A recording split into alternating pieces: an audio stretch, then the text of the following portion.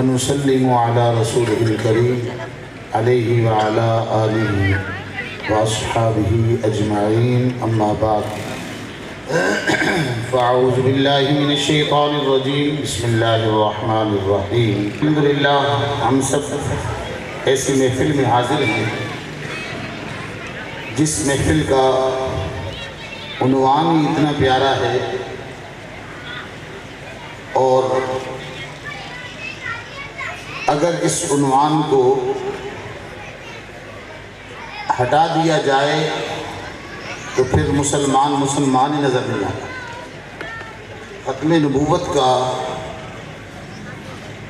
ایسا لازم عقیدہ مسلمان کا جز ہے ختم نبوت، اگر اس سے ذرہ برابر بھی کوئی شک کر لے، اس میں ذرہ برابر بھی کوتاہی کرے ماننے کے اندر، تو وہ اپنے ایمان سے بھی ہاتھ دھو بیٹھتا ہے۔ اب ختم نبوت کے معاملے کے اندر ذرہ برابر شک کرنے کا مطلب یہ ہے قرآن میں شک ہو گیا، اللہ کے نبی کے فرمان میں شک ہو گیا، تو اللہ تعالیٰ کا فیصلہ یہ ہے ذالک الکتاب لا ریب فیہ، یہ اللہ کا کلام تو وہ ہے کہ اس کے اندر شک کی گنجائش بھی نہیں ہے۔ جو قرآن کا ایک لفظ پر بھی شک کرے، ایک آیت پر شک کرے کہ اللہ کا کلام نہیں اور میں اس کو نہیں مانتا، تو وہ دائرہ اسلام سے خارج ہو جاتا ہے۔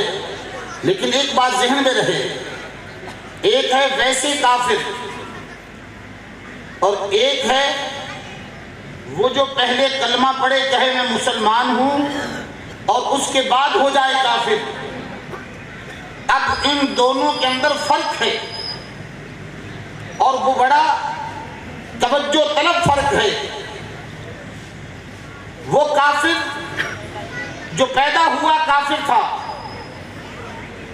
پیدا ہونے کے بعد کافر بڑا ہوا، اور اس زندگی کے اندر اگر وہ نیک عمل کوئی کرتا رہا اور بعد میں وہ مسلمان ہو گیا، تو علماء فرماتے ہیں کہ اس کے نامہ اعمال کے اندر اس کی وہ حالت کفر کی نیکیاں بھی شامل ہو جائیں گی۔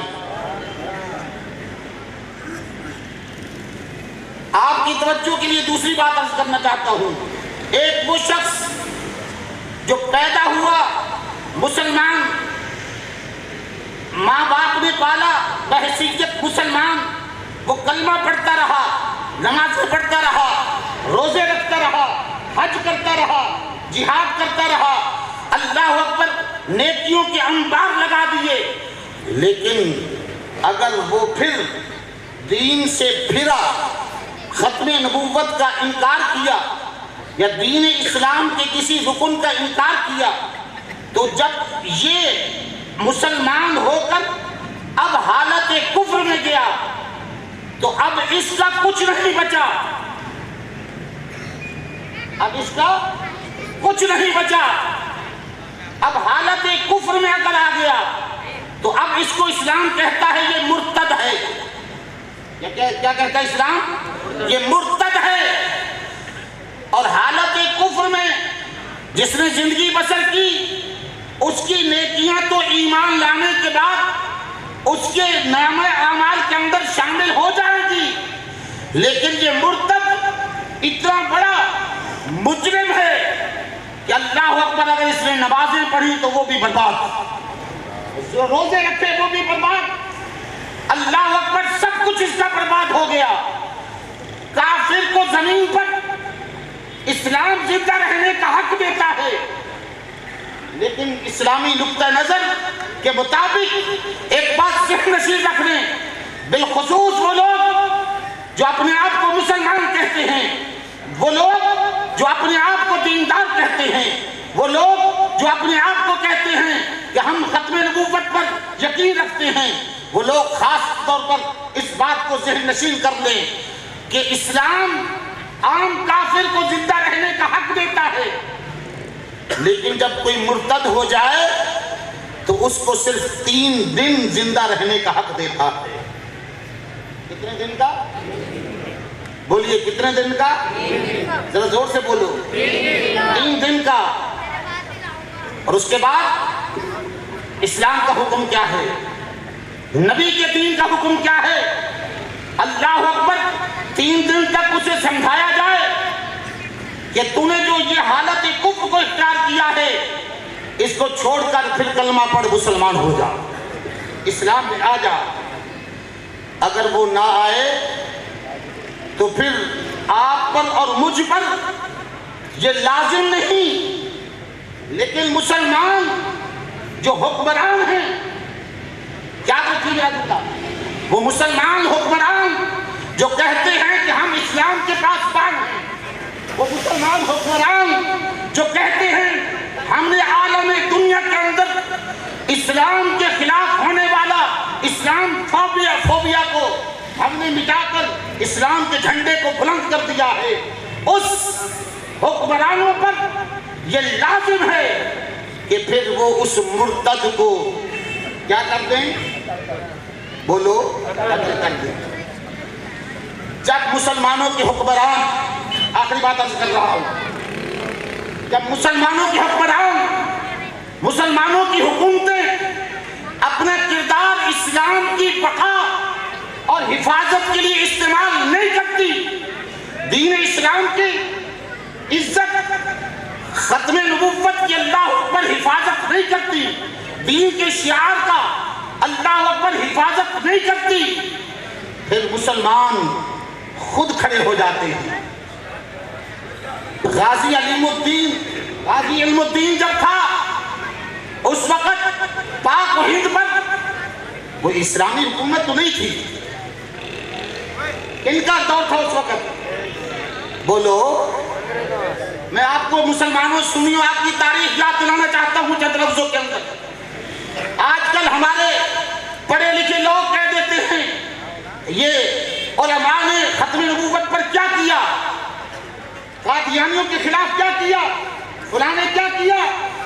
وہ تاریخ کو یاد رکھیں, جس زمانے کے اندر بھی کوئی نبی کا ختم نبوت کا دشمن پیدا ہوا, خدا کی قسم اگر صحیح مسلمانوں کے حکمران تھے تو انہوں نے اپنا کردار ادا کیا اور مسلمانوں نے اپنی جانیں دینے کے لیے اللہ اکبر اپنے آپ کو پیش کر دیا.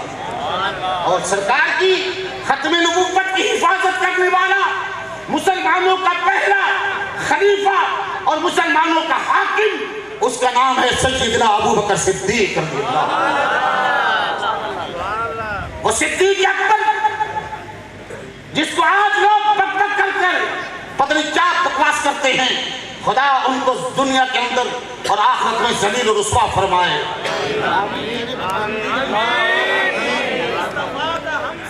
ابو بکر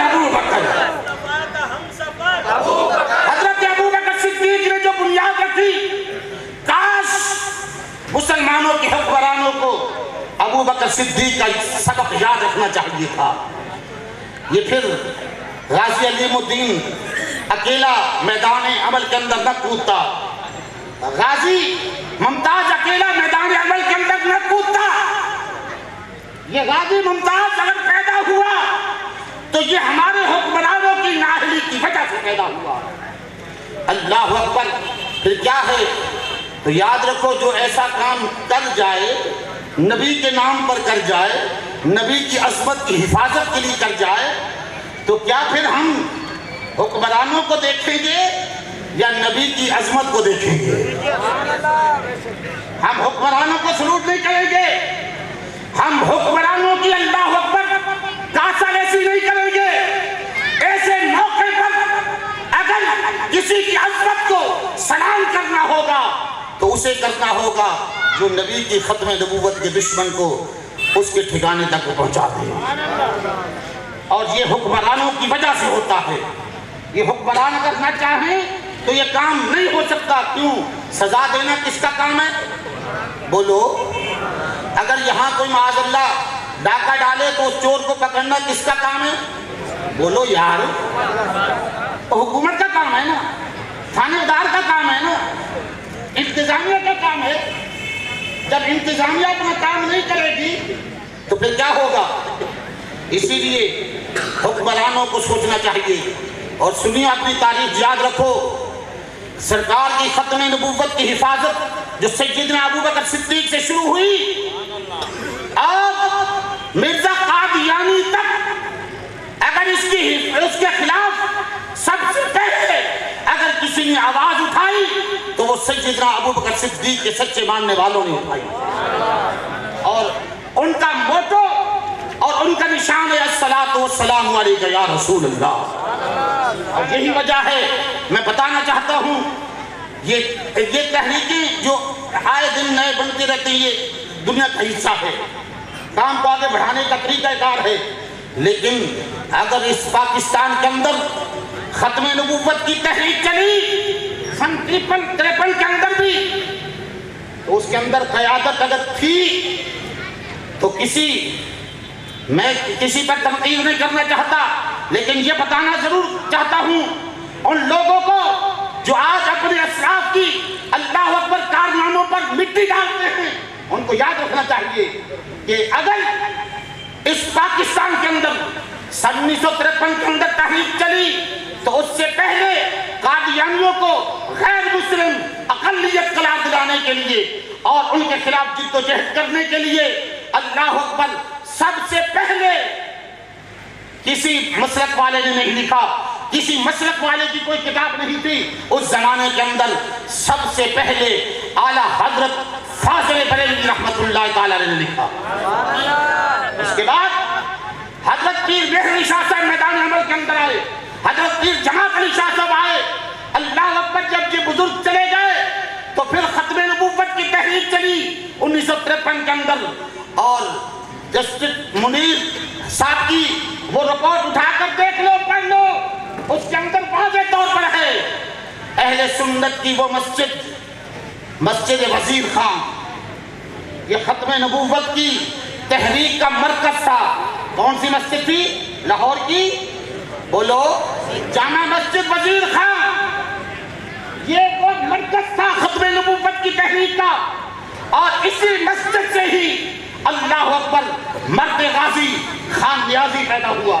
اسی اللہ اکبر مرد غازی نے، جن کا نام علامہ عبدالستار خان نیازی ہے، جو تحریک پاکستان کے عظیم کارکن تھے، قائد اعظم کے سامنے بیٹھنے والے تھے، اللہ اکبر مسلم فاؤنڈیشن کا مسلم اسٹوڈنٹ کے وہ جنرل سیکریٹری بھی رہے اور بڑے عہدوں پر رہے، تحریک پاکستان کے اندر ان کا کردار ہے، اور انہوں نے ختم نبوت کی خاطر جیل کے اندر، پھانسی کی کوٹری کے اندر بھی کئی راتیں گزاری، اور ان کو اللہ اکبر سزائے موت سنائی گئی۔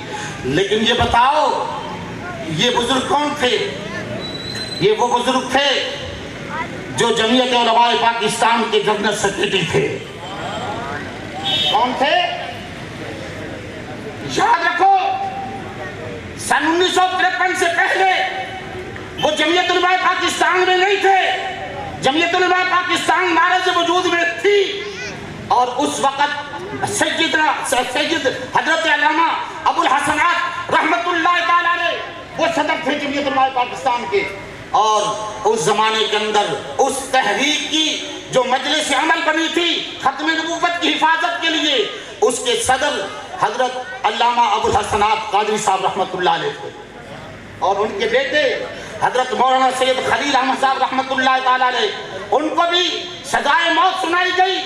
اور یہ وہ بزرگ تھے جب جیل کے اندر تھے، ان کے بیٹے کا انتقال ہو گیا تو انتظامیہ نے کہا آپ معذرت نامہ لکھ دیں اور اپنے بیٹے کے جنازے میں چلے جائیں۔ فرمایا نبی کی ختم نبوت کے لیے آیا ہوں، یہ تو ایک بیٹا ہے، اللہ ہزاروں بیٹے دے سرکار کے نام پہ قربان کر دوں۔ یہ اہل سنت کی تاریخ ہے۔ آج کل گلیوں کے اندر جن کو چٹی پہننا نہیں آتی وہ ہمارے اسلاف پر اور اپنے بزرگوں پر باتیں کر جاتے ہیں۔ ہمارے بزرگوں نے کیا کیا؟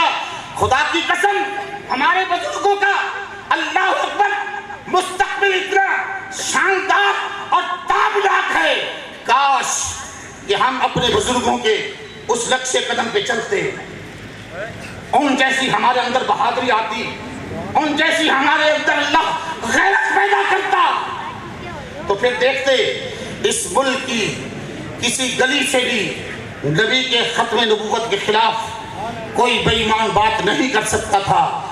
اللہ اکبر، اب بھی وقت ہے، مسلمانوں جاگو، نبی کے ختم نبوت کے محافظوں جاگو، ورنہ اس ملک کے اندر آج تو ہم کر رہے ہیں، ورنہ 10-20 سال اگر آپ اسی طرح سوئے رہے تو اس ملک کے اندر دین کا نام لینا اپنے آپ کو ایسا ہوگا جیسے کفار مکہ کے سامنے ابو بکر صدیق کا کلمہ پڑھنا مشکل تھا۔ اللہ ہم سب کو توفیق عطا فرمائے۔